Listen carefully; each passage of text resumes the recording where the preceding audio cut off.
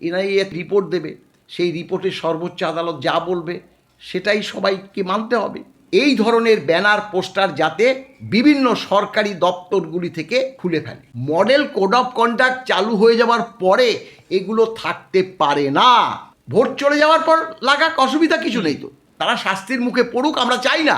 যদি দেখি যে এখনও সেগুলো রয়ে গেছে তাহলে আমরা এলিগেশন কিন্তু নির্বাচন কমিশনের কাছে করব। কারণ সরকারি এখন তারা কিন্তু মডেল কোড অফ কন্ডাক্টের মধ্যে মুখ্যমন্ত্রীও পড়ে গেছে, কিন্তু কেন এই পরিস্থিতিটা হলো ওইখানে ওই মুহূর্তে। স্যার, বাংলায় ভোট চলে এসছে, এই দু চারটে ঘটনা যদি আমরা দেখি, মালদার ঘটনা, রানাঘাটের ঘটনা, রানাঘাটে ট্রেনিংরত অবস্থায় এক প্রাথমিক শিক্ষককে মারা হলো, মোথাবাড়ির যে ঘটনাটি ঘটলো, বিচারকদের আটকে রাখার যে ঘটনাটি, এই বঙ্গে তো একের পর এক কেন্দ্রীয় বাহিনী জওয়ানরা ঢুকছে, আটোসাটো নিরাপত্তা, কিন্তু তারপরেও কোথাও গিয়ে কি এই বাংলার যে ভোটের সময় যে সন্ত্রাস, একটা দুঃস্বপ্ন বাংলার জনগণের জন্য, এটা কোথাও গিয়ে আটকানো যাবে? আপনি কীভাবে দেখছেন এই সামনে তো ভোট, কীভাবে দেখছেন পুরোটা? দেখুন, এসআইআর প্রক্রিয়া চলার পরে বর্তমান পরিস্থিতিতে পুরো বিষয়টা দেখছেন সর্বোচ্চ আদালত।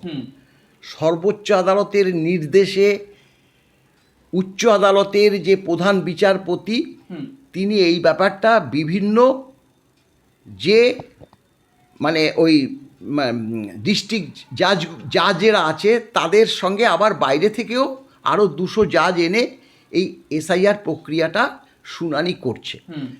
এখানে দেখুন, সত্যি কথা বলতে হ্যাঁ, অনেকের নাম কিন্তু অবৈধভাবে বাদ চলে গেছে, এটা অস্বীকার করার উপায় নেই। আবার বেআইনিভাবেও অনেক ভোটার এই রাজ্যে রয়েছে, দুটোই আছে, দুটো দিকই দেখতে হবে। এখন যাদের সত্যি সত্যি মানে অরিজিনাল মানে পশ্চিমবঙ্গবাসী, তাদের যদি ভোটার লিস্ট থেকে নাম বাদ চলে যায় সেটা তো স্বাভাবিকভাবে অন্যায়। সেটা নিশ্চয়ই বিচারকরা তো বিচার করছে, বিচারকরা বিচার করছে। এখানে তো নির্বাচন কমিশন রাজ্যের কোনো অফিসারকে দিয়ে বিচার করাচ্ছে না, বিচারকরা বিচার করছেন। বিচারকরা বিচার করে যেই বার্তা দেবে সেটা তো মানতে হবে। কিন্তু এক শ্রেণীর যে লোকজন তারা এটাকে উস্কানি দিয়ে বিচারকদের প্রতি যদি এরকম হামলা হয়, সেটা তো খুবই আমাদের পশ্চিমবঙ্গবাসী হিসাবে, সাধারণ নাগরিক হিসাবে একটা দুর্ভাগ্যজনক, দুঃখজনক ঘটনা। এখানে তো আমাদের শুধু দেখা বা শোনা ছাড়া আমাদের আর কিছু করণীয় নেই। সেক্ষেত্রে একদম আমাদের যে তদন্ত প্রক্রিয়ার যে সবথেকে বড়, এনআইএ দিয়ে তদন্ত করাচ্ছে, এনআইএ তো আজকেই রিপোর্ট দেবে, সেই রিপোর্টে সর্বোচ্চ আদালত যা বলবে সেটাই সবাইকে মানতে হবে। এই হচ্ছে মূল প্রশ্ন। স্যার, রানাঘাটের যে বিষয়টি ঘটলো, যে একদম মুখ্যমন্ত্রীর অ্যাড চালানো হচ্ছে, এটা কতটা সঠিক, এটা করা যায় না? দেখুন, ব্যাপারটা কি, একটা কথা ঠিক, যখন নির্বাচন ঘোষণা হয়ে যায় মডেল কোড অফ কন্ডাক্টের মধ্যে সবাইকে পড়ে যায়। শুধু যে মন্ত্রী আমলা তা না, আমরা যে মানে সরকারি কর্মচারী, আমাদেরও কিন্তু সেই পথে দিকেই চালিত হতে হয়। এর অন্যথা হলে কিন্তু শাস্তিযোগ্য অপরাধ। এখন ঘটনাটা হলো, যে শিক্ষক ওই যে প্রতিবাদটা করেছিল সেটা সঠিকই প্রতিবাদ করেছিল, এবং সেই প্রতিবাদটা কিন্তু এত দূরে যাওয়ার কথা ছিল না। সেখানে ভিডিও যদি বলতো হ্যাঁ হঠাৎ করে এই যে ল্যাপটপটাতে ধরা ছিল, অনেক সময় অ্যাড ধরা থাকে, সেটা প্রচার হয়ে গেছে, আমরা এর জন্য দুঃখিত, অতএব আর দ্বিতীয়বার হবে না, আমি এটাকে ডিলিট করে দিচ্ছি, হয়ে যেত। কিন্তু কেন এই পরিস্থিতিটা হলো ওইখানে ওই মুহূর্তে, সেটা দেখুন, আমরা তো ছিলাম না। এখন কার সবথেকে বেশি জোর, কার কম দোষ, সেটা বিচারও করেছে, তার জন্য ভিডিওকে সাসপেন্ড করেছে। তাহলে মানে তদন্ত করার পর বিচারক সে ভিডিওর কিছুটা দোষ পেয়েছে বলে তো তাকে সাসপেন্ড করেছে, এবং 2জন কর্মী অ্যারেস্টও হয়েছে। হ্যাঁ, কিন্তু শিক্ষককে তো কোনো কিছু মানে শাস্তিমূলক ব্যবস্থায় আনেনি। তাহলে শিক্ষকের বার্তাটা সঠিক ছিল, সেটাই আমরা মনে করছি।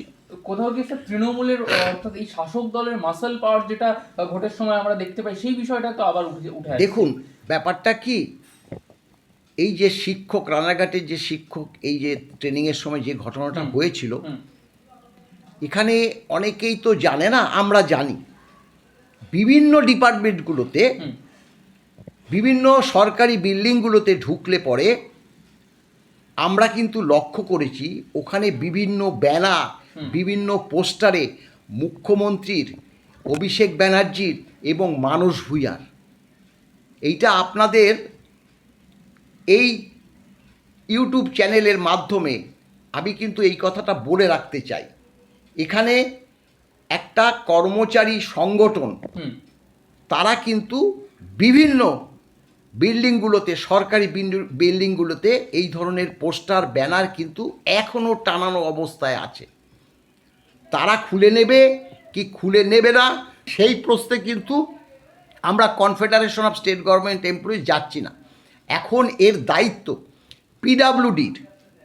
পিডাব্লিউডি এইসব ব্যানার, পোস্টার যেখানে সবাই ঢুকলে পরে দেখতে পাচ্ছে, কারো যদি ইউনিয়ন ঘরের ভিতরে থাকে দেখা যাচ্ছে না, সেই প্রশ্নটাও রাখছি না, কিন্তু ওপেনভাবে মহাকরণে আছে, বিকাশ ভবনে আছে, এনএস বিল্ডিংয়ে আছে, ফুডে আছে, খাদ্য দপ্তরে আছে, মানে কলকাতায় আমরা তো জেলাগুলো অতটা সফর করি না, জেলার যে ডিএম অফিসগুলোতে আছে, ব্লকগুলোতে অবশ্যই আছে, প্রতিটি স্তরের উচ্চতম যে বিল্ডিংগুলো হয় সেখানে এগুলোতে না ডিএম অফিসও আছে, বাইরে টানানো আছে, থাকতে পারে না। কারণ সরকারি এখন তারা কিন্তু মডেল কোড অফ কন্ডাক্টের মধ্যে মুখ্যমন্ত্রীও পড়ে গেছে, মানস ভূঁইয়াও পড়ে গেছে, এই যে অভিষেক ব্যানার্জিও পড়ে গেছে। এই ব্যানার, পোস্টার অবিলম্বে কিন্তু খুলে ফেলা উচিত। যেরকমভাবে ওই রানাঘাটের শিক্ষক ওখানে প্রতিবাদ করেছিল, কেন মুখ্যমন্ত্রীর একটা অ্যাড চলবে, এটা উচিত না বলেই তো এসডিও প্রথমে বলেছে যে এটা ভুল করে হয়েছে, প্রথমে বলেছিল। তাহলে এটা কিন্তু এখন প্রত্যেকটা বিল্ডিংয়ের গুলো দেখভাল করে পিডাব্লিউডি ডিপার্টমেন্ট। তা পিডাব্লিউডি ডিপার্টমেন্টের যে সর্বোচ্চ পদাধিকারী, অর্থাৎ প্রিন্সিপাল সেক্রেটারি হোক বা সেক্রেটারি হোক বা অ্যাডিশনাল সেক্রেটারি হোক, তারা কিন্তু অবিলম্বে এই ধরনের ব্যানার, পোস্টার যাতে বিভিন্ন সরকারি দপ্তরগুলি থেকে খুলে ফেলে, না হলে কিন্তু আমরা কিন্তু দেখব এই নমিনেশন শেষ হয়ে গেলে পরে তাহলে কিন্তু নির্বাচন কমিশনের কাছে কিন্তু আমরা অভিযোগ করব।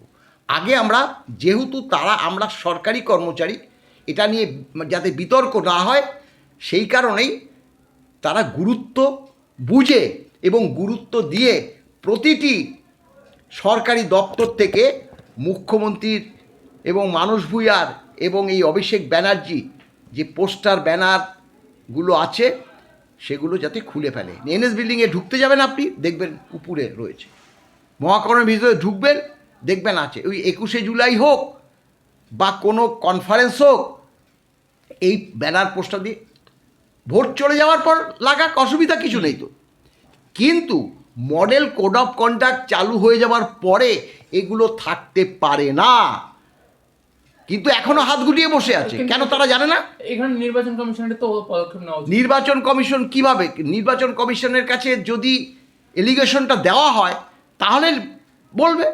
আমরা তো দিচ্ছি না, আমরা এখনও দিচ্ছি না, যাতে তারা আমাদের যে অফিসাররা তো আমাদেরই অফিসার, পিডাব্লিউডির অফিসার হোক বা অন্য কোনো ওই মহাকরণ বলেন, এনএস বিল্ডিং, তারা যে দেখভাল করে তারাও তো আমাদের অফিসার। তারা শাস্তির মুখে পড়ুক, আমরা চাই না, কিন্তু শাস্তির মুখের পড়ার আগে আমরা তাদেরকে সতর্ক করে দিচ্ছি। কারণ একটা রাজনৈতিক দল যদি গিয়ে অ্যালিগেশন দেয় তখন কিন্তু তাদের শাস্তির মুখে পড়তে হবে। কেন আপনারা খুলছেন না?